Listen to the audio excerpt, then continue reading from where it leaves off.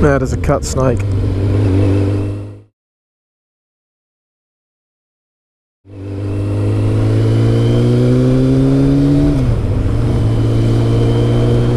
Seeing people like that,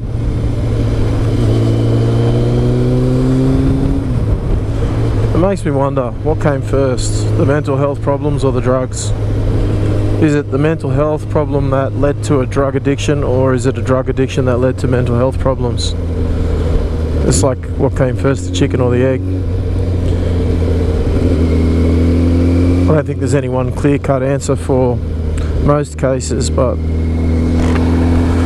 I know that in the modern first world places like this, there is a disparity between rich and poor, and even in this rich country. And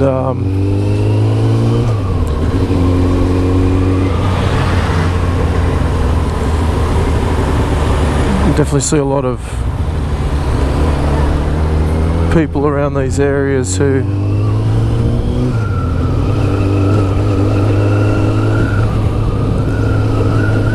have abused their life in some way. Drugs are a rampant problem in this place, in Sydney.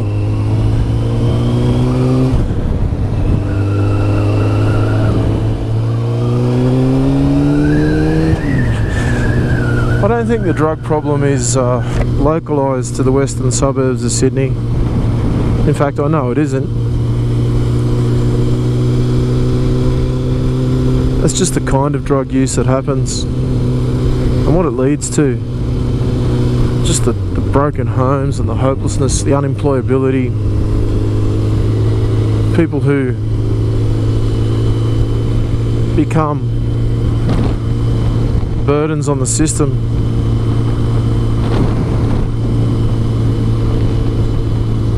And yeah, they do become a burden on the system.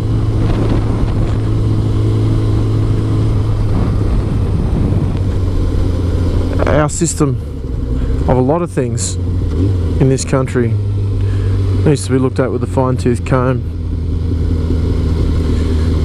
Education is the key in most cases, but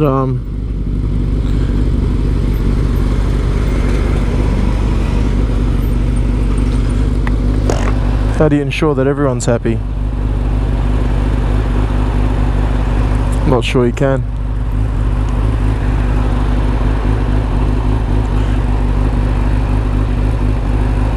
I was speaking to a mate of mine yesterday, and he just wasn't himself, and I said, "What's up, mate?" He said, "Oh, I'm a daughter." And I said, "What's going on with your daughter?" "Bloody ice, mate, bloody ice." I just felt so sorry for the bloke, because I understand how drugs can change people.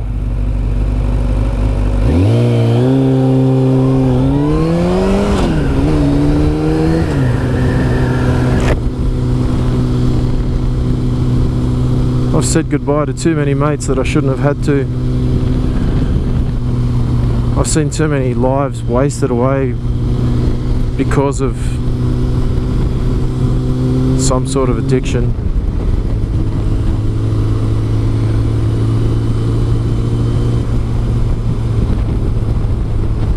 People with far more intelligence than I have.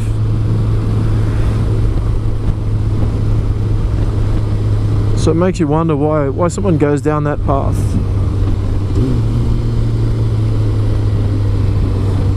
You know, there's recreational drug use and party drugs and drinking and smoking and marijuana and all of those sorts of things.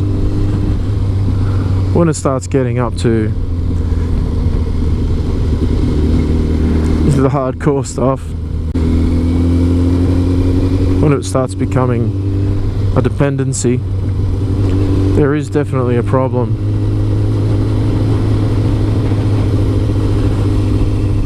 And those people inevitably become some sort of a burden on society. Once people are stuck in that cycle,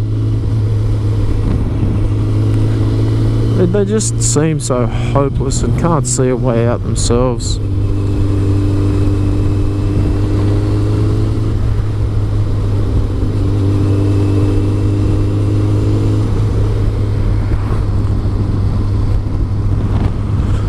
What makes them start in the first place?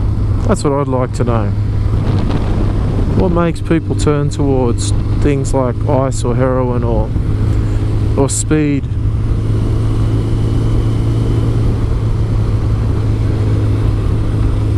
The really harmful ones, the kinds of drugs that change people so quickly.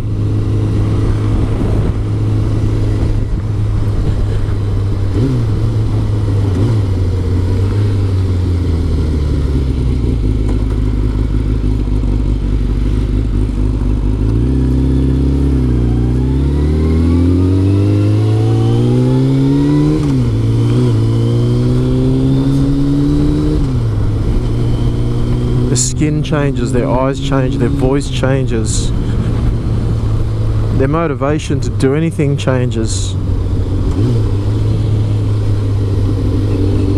It's heartbreaking for those around to watch it happen. It is absolutely heartbreaking.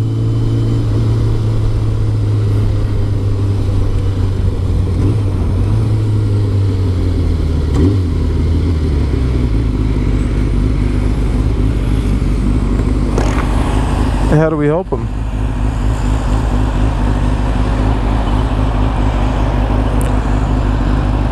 How do you help them when they don't want to be helped?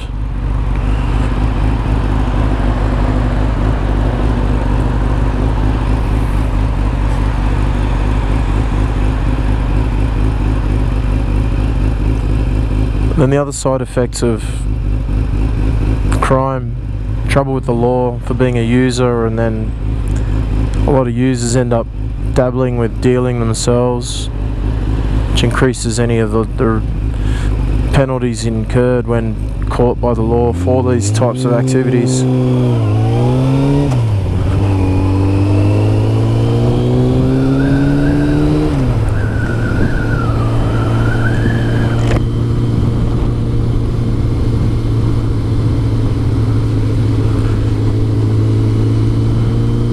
People robbing and stealing from their family and friends.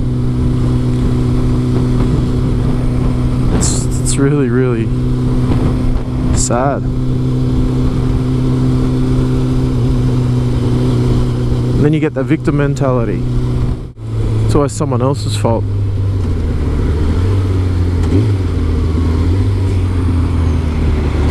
Most of the drug addicts I've ever known have got some sort of a chip on their shoulder.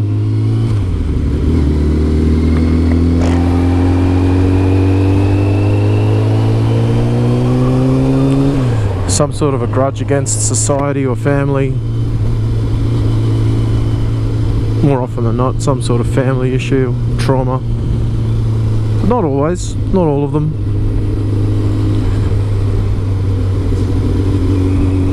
Sometimes it's just poor lifestyle choices that seem to snowball and escalate into extreme drug use, dependency, addiction.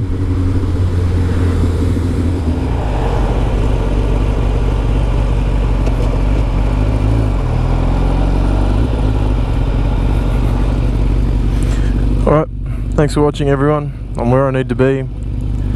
Don't forget to like and subscribe, and I'll see you next time. Hatchery out. Ho ho ho motorcycles. See ya.